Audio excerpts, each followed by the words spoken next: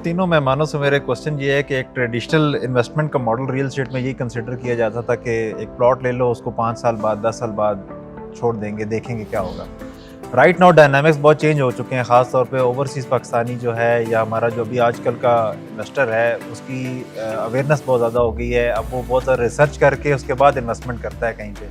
तो आपके ख्याल में एक जो हमारे कंसल्टेंट हजरात हैं, रियल एस्टेट की कम्युनिटी है जो कि लोगों को गाइड कर रहे होते हैं कहाँ इन्वेस्टमेंट करनी चाहिए, क्या उनका माइंडसेट और एक जो एंड यूज़र का माइंडसेट है उसको आप किस तरह से देखते हैं कि उनको शिफ्ट होना चाहिए इस चीज़ के ऊपर? देखें, एक ऑब्जेक्टिव ये होता है कि एक इन्वेस्टर है वो पैसे पार करना चाह रहा होता है, एक होता है जिसकी रेंटल यील्ड की ऑब्जेक्टिव होता है कि मुझे रेंटल इनकम आना शुरू हो। तो आप उनको किस तरह से देखते हैं, उनको क्या मैसेज देते हैं कि उनको क्या वर्टिकल डेवलपमेंट के अंदर, रेजिडेंशियल प्रोजेक्ट के अंदर किस तरह से उनको इस चीज़ के अंदर इन्वेस्टमेंट करनी चाहिए? अच्छा, जो रियल एस्टेट कंसल्टेंट्स हैं उनको क्या आप गाइडलाइन देना चाहेंगे कि वो लोगों को किस तरह से गाइड किया करें इन दोनों चीज़ के अंदर? क्योंकि 90% आपको पता है रियल एस्टेट कंसल्टेंट यही कहता है कि ये प्लॉट ले ले, वो इस तरफ नहीं आता। और ख़ासतौर पर हमारे जो डायनामिक्स है B17 फैसल हिल्स के, इसमें तो ख़ास तौर पर अभी तक यही चल रहा है कि वर्टिकल डेवलपमेंट की तरफ इतना इंकरेज नहीं किया जाता लोग। अरसलान भाई, इसमें देखें ना, आरओआई होती है मेन चीज़ जो है ना, आरओआई ना। एक प्लॉट में अगर आप इन्वेस्टमेंट करते हैं, एक 5 मरले का प्लॉट अगर आप लेते हैं 30, 35, 40 लाख का, तो आप क्या कहते हैं 5 साल के बाद ये नहीं होगा कि वो 3 करोड़ का हो जाएगा या 4 करोड़ का हो जाएगा, मैक्सिमम यही 10-15 लाख रुपए की उसमें इंक्रीमेंट आ जाएगी। तो अगर आप एक हाई राइज प्रोजेक्ट के अंदर बिल्कुल स्क्रेच से या सॉफ्ट लॉन्चिंग में या प्री लॉन्चिंग में इन्वेस्टमेंट करते लाइक 15,000 पर स्क्वायर फीट, इंशाल्लाह 110% 5 साल के बाद, 5 साल के बाद जब ये पोजीशन की तरफ जाएगा तो ये रेट डेफिनेटली डबल होगा। ठीक है, तो मेरे ख्याल से प्लाट से 100% ज़्यादा इसमें आरओआई ज़्यादा है। रेंटल पॉइंट ऑफ व्यू से कल आप उसमें खुद भी रह सकते हैं, रेंट पे भी लगा सकते हैं और अच्छी प्रॉफिट उसको आप सेल भी कर सकते हैं। ठीक है। अरसलान, देखो रियल एस्टेट कंसल्टेंट अगर हमारे मुल्क में जो सबसे बड़ा फुकदान है ना, तो रियल एस्टेट कंसल्टेंसी का ही है। ठीक, यहाँ पर प्रोफेशनलिज्म नहीं है। क्यों नहीं लोगों ने इस बात को जो है ना वो एक्सेप्ट किया। हम एक कोई बीमार होता है तो वो डॉक्टर जो है हम सबसे अच्छा ढूंढते हैं जो वाकई उसकी डिग्री भी जब तक बना देख लें तो हम उसको प्रॉपर डॉक्टर नहीं मानते हैं। वकील है, हम उसको भी देखते हैं। लेकिन जहाँ पर रियल एस्टेट में इन्वेस्टमेंट की बारी आती है तो वो कंसल्टेंट जो है, जो सबसे मैं कहता हूँ, या तो अपना रिश्तेदार कोई बैठा हुआ है, ठीक है, या जो बंदा मोस्टली, तो अगर आप देखें ना रियल एस्टेट के जो प्रॉपर्टी डीलर वर्ड ही इतना गंदा हो गया, ये इसी वजह से हो गया, जो बच्चा कोई काम नहीं करता था रियल एस्टेट में गुजर बना। ठीक, अदरवाइज देखा जाए तो सबसे इम्पोर्टेंट चीज़ है अगले इंसान की, जो बंदा इन्वेस्टमेंट करना चाह रहा है वो अपनी ज़िंदगी भर की जमा पूंजी जो है वो किसी जगह इन्वेस्ट अगर करना चाह रहा है तो उसको कंसल्टेंसी प्रोवाइड करने वाले लोग वो यहाँ पर प्रोफेशनलिज्म ही नहीं है ना, उनको नॉलेज है।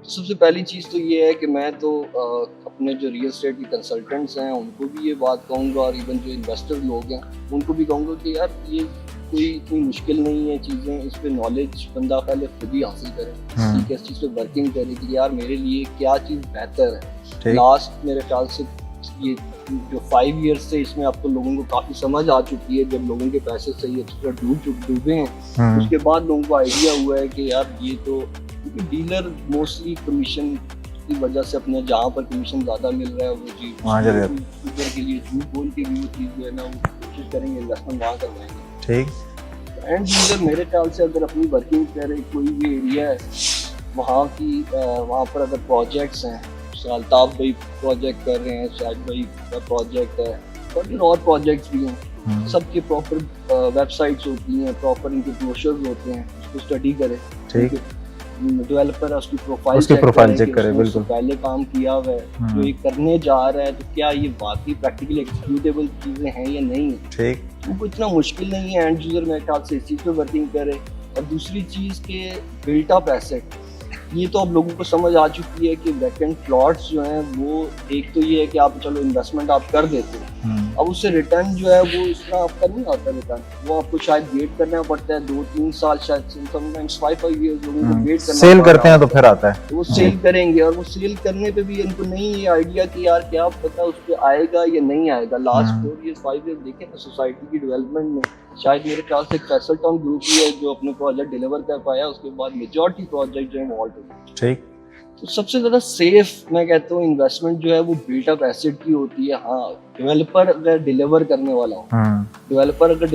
वाला हो, तो बिल्ट अप एसेट जो होता है वो बेसिकली रेंटल जनरेट करता है। ठीक, उसके दो यूजेज हैं, एक तो आप अगर फॉर सपोज वो अपार्टमेंट है, एक तो आपके अपने लिए भी एंड प्रोडक्ट वो आ गई कि आपको अगर अपनी रिहाइश के लिए रखना है तो आप खुद भी रह सकते हैं। सही। अदरवाइज आपको पता है कि अपार्टमेंट की डिमांड जहाँ पर मैं तो अपने इस बिजनेस को रियल एस्टेट से भी ज्यादा हाउसिंग का नाम देता हूँ, हाउसिंग का सेक्टर है ये सही। और लोगों की ये जरूरत है। तो जब आप इन्वेस्टमेंट के हाउसिंग सेक्टर में करोगे जिसमें आपको पता है कि इस चीज की डिमांड है तो वो इंशाल्लाह अच्छा आरओआई भी आपको देता है, रेंटल आपके, और वो उसकी रीसेल भी इजी है ठीक। क्योंकि उस चीज की डिमांड है। सही। बिल्ट अप एसेट जो है अब मेरे ख्याल से फर्दर ऑन अब इस मुल्क में जो इन्वेस्टमेंट है वो बिल्ट अप एसेट नहीं है और अपार्टमेंट, क्योंकि ठीक। अपार्टमेंट की डिमांड आ रही है जो है वो बढ़ती जा रही है। इंशाल्लाह मेरे अपने इन्वेस्टर्स को भी ये पैगाम है, रियल एस्टेट कंसल्टेंट को भी है कि वो प्रोजेक्ट की तरफ आएँ, अच्छे डेवलपर्स के साथ काम करें, तो इसमें इंशाल्लाह इनको ज़्यादा इनके इन्वेस्टर्स को भी फ़ायदा होगा, रियल एस्टेट कंसल्टेंट को भी फ़ायदा होगा। ठीक। तो हमारे यहाँ जो है ना रियल एस्टेट कंसल्टेंट की ट्रेडिशनल तरीके पे काम कर रहे हैं ना, वरना अगर आप बाहर जाएं, दुबई में जाएं तो आप प्रॉपर्टी का काम कर ही नहीं सकते भाई, आपको लाइसेंस के बगैर कोर्स करने पड़ते हैं, आपको डिप्लोमाज लेने पड़ते हैं। जी। और यहाँ पे जो है ना वो बस हर बंदा जो है ना वो काम कर रहा है, इसलिए उसे एक्सपीरियंस नहीं है लोगों को किस तरह से कायल करना है, लोगों को किस तरह से मोटिवेट करना है।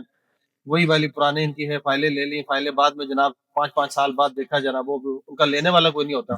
प्लाटों की भी यही सूरत हाल है। ठीक। तो दूसरा रह गया अपना आपका आरओआई का, तो आरओआई तो माशाल्लाह अगर आप देखें B17 का, फैसल हिल्स का, अभी भी अगर आप डाउनटाउन से देखें जहाँ पे प्लाटों की कीमतें अब करोड़ों से निकल के अरबों में जा चुकी हैं। हमारे एक दोस्त है F6 में, तो वो अपना घर सेल कर रहे हैं 800 गज का, तो वो 1.25 अरब रुपया मांग रहे हैं। ठीक। तो अगर आप आरओआई की बात करें, आरओआई के तो B17 के डाउनटाउन से भी ज्यादा अच्छी है। आप कहेंगे यार वो कैसे? देखिए यहाँ पे एक कनाल का अगर आप घर लेते हैं या एक अपार्टमेंट लेते हैं, एक कनाल के घर मेरा ख्याल तकरीबन 2.5 लाख रुपए आपको रेंट मिलता है उसका, 3 लाख रुपए भी लोग मांगते हैं। और इसी तरह से अगर आप जाते हैं, आप 10 में चले जाते हैं तो वहां पे आपको 4-4.5 लाख रुपए, 5 लाख रुपए में मिलता है। लेकिन वो भी प्लॉट भी तो आपका घर भी तो 50 करोड़ का है। यहाँ पे आपकी इन्वेस्टमेंट सारी 6 करोड़ की है, 7 करोड़ की है। यहाँ का आरओआई जो है ना वो ज्यादा बेहतर है एज कम्पेयर टू डाउनटाउन। सही। और दूसरी बात ये आ गई कि वहां की प्राइसेस एक स्टेज पे आके मैच्योर हो गई। जो लास्ट ईयर थी, जो उससे 2 साल पुरानी थी, वो मैच्योर है, लेकिन यहाँ पे अभी है, यहाँ पोटेंशियल है, यहाँ प्राइसेस भी आपकी जो एसेट्स हैं, बिल्ट अप एसेट्स हैं, उनकी भी प्राइसेस ऊपर जा रही है और रेंटल आपका वैसे भी ऊपर जा रहा है। ठीक। तो ये है कि लोगों को इसलिए हम कह रहे हैं कि वो आए, विजिट करें, खुद देखें, और कि यहाँ पे हम एक लग्जरी लाइफ जो है ना वो लोगों को देना चाह रहे हैं। ठीक है। लोग यहाँ पे आए तो डेफिनेटली जो लोग यहाँ पे आ जाते हैं वो किसी भी तरह से इम्प्रेस हुए बगैर नहीं जाते। ठीक है।